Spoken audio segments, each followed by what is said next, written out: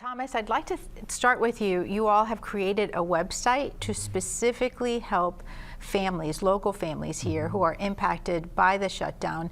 Tell us how that's going so far and what kind of response you've seen. One of the things that happens in disasters of this type, and in our world this is a disaster, is you have groups of people come into your care that would not normally be there. So the neighbors that we take care of on a regular basis know how to get to us, where to find resources. A government employee that's been receiving a paycheck for years does not have to come into our services until something like this happens. Neighbors who relied on SNAP to stay in their homes, keep their families afloat, don't have to rely on our services, but they suddenly come into our area, into our area of services. And so we have to find ways to make sure they have the resources they need. And that happens in a variety of different ways. To your specific questions, we're seeing twice the number of folks reaching out to us, showing up, twice the number of folks coming to the 400 different agency partners we serve. And so this is hitting really hard. I was out on one of our food distributions on Monday night, and the stories that you're having and the conversations, the stories that you hear in the conversations you're having are really, really heartbreaking. People are struggling. How many families rely on programs like SNAP or WIC so in the state Tampa Bay of Florida, area? there's about 5, or in the state of Florida, there's 3 or 4 million. In our territory, 10-county territory here, there's 500,000 folks who use SNAP, a significant number of households. When we talk about federal employees, we have MacDill Air Force Base here in the Tampa Bay area.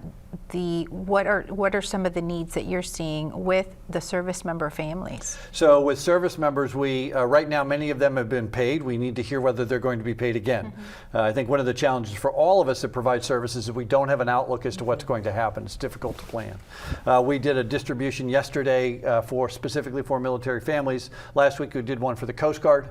Right, so we're seeing again the same challenge there. Oftentimes a service member themselves have resources, but their families don't. And so we try to fill in those gaps as well. The collaboration between the Feeding Tampa Bay and the Crisis Center has been commendable, incredible. Clara, talk to us about what kind of services you all are having to provide to people impacted by this government shutdown. I think one of the biggest things that we feel like that we're providing is a lot of emotional support. Absolutely, people are coming in because their basic needs are challenged, but they're also coming in with a lot of anxiety. Anxiety about how long is this going to go, anxiety about will I get back pay, anxiety of maybe I'll get benefits, maybe I won't, maybe it's going to be a while. So being able to help people just be able to talk about how they're feeling, because oftentimes they can't. Everybody else around them is struggling with the same situation, and so they don't feel like they can burden those family members or friends. So we're providing a lot of that support.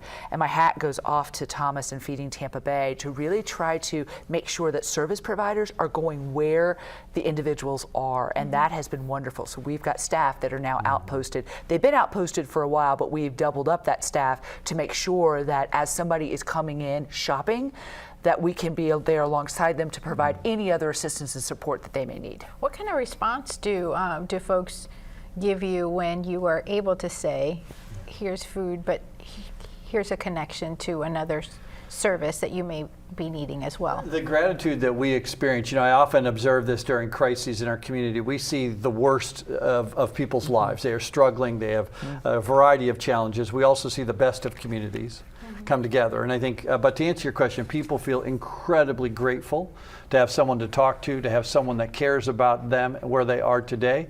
I think a universal theme that we would hear from all of the folks that we serve, Clara and I, is that people feel left behind and uncared for. They feel like somebody has forgotten that they matter.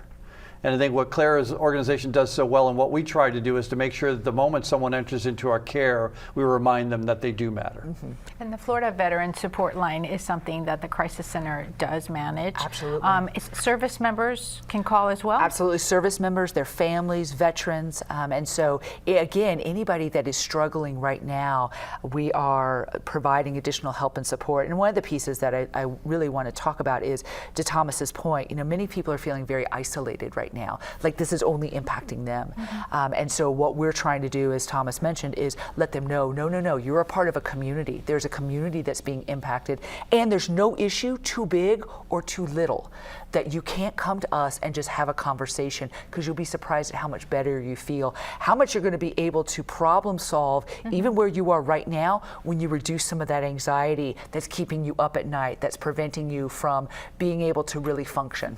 Even if it's not directly impacting you, but you know someone who is, you can refer them to the website, you can refer them to the call. And we're surprised at the number of parents of military members, parents of veterans that are reaching out, friends, other people are really, they're more worried for their service member or their veteran than the actual individual is. So we're providing, at this point, so we're providing a lot of support across the entire, really, system of care for these individuals. Alexis, one of the things that you have done over time is really focus on the connection between the business community, the local economy, and food insecurity. Yeah, it's been How a does something focal like point. this? Well, we realized a couple of years ago, and I had to get educated in part with help from Thomas, that 70% of the folks that seek services from Feeding Tampa Bay, for example, are working. And it became quickly apparent to us that this issue of food insecurity especially is intrinsically tied to the economy of Tampa Bay. And that CEOs at times, not the people on Thomas's board necessarily, but big employers are less apt to realize that and make that connection. And so while wage growth might be one way to elevate it, you can't just add further wage growth, because we're still behind on that generally. And the current climate is so difficult because of the fact of the impact on retail stores, and when it comes to employers and employment, the workforce, which our CEOs and the people that we write about at the Business Journal, rely on those folks to improve their bottom line. And if they're thinking about feeding their families in an environment that is increasingly less affordable, they are not going to see the results to the bottom line that they're looking for. Is the business community at this point feeling that stress that local community organizations are? I think it's oftentimes these things are in arrears in terms of taking a little bit longer, but it's going to catch up to them. And I think some CEOs that we've spoken to say, CEOs need to be accountable, and they look for various ways, from serving free lunch to help them, help employees who may not then have to pay for dinner. It's some little things like that, but I think that this is going to come home to roost sooner rather than later. And the more awareness that the leaders of businesses and Feeding Tampa Bay, I know, is trying to educate HR people. That's leaders who are the team leaders who are having direct impact with their workforces to help people understand what services are available. Companies like Baycare, which has 42 pantries in schools.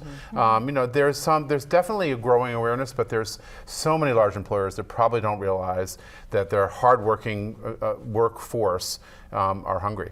Especially in moments like this, where so many folks don't realize how many families are registered and relying on programs like SNAP and like WIC.